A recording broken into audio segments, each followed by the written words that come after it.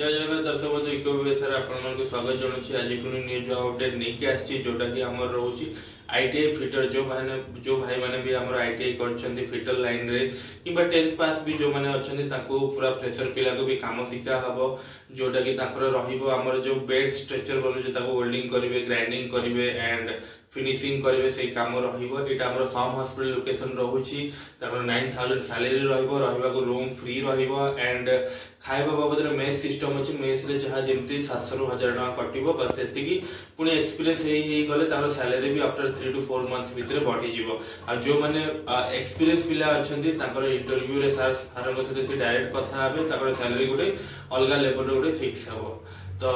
जो माने भी चाहूछंती आईटीआई फिटर करछंती किबा 10th पास अछंती किबा फ्रेशर अछंती किछि काम जानिछंती कि क्वालिफिकेशन नाही तो ताको भी काम शिखा हबो तो जो माने इंटरेस्टेड अछंती स्क्रीन डिस्प्ले होतबा नंबर हमको जोगाजोग करंतु हमर टेलीकॉलिंग टीम फुल सपोर्ट करबा आपन तो कथा की पूरा फुल इंफॉर्मेशन दबो एंड हमर 10टा पोस्ट हेबे ओनली फॉर मेल कैंडिडेट पई अछि तो जो माने इंटरेस्टेड अछंती इमीडिएट हम ऑफिस को विजिट करंतु हम सहित कथा होंतु आ गुटे एमतिया गोल्डन अपॉर्चुनिटी को नेचर करंतु आज पे एतिकी थैंक यू जय जगन्नाथ नमस्कार।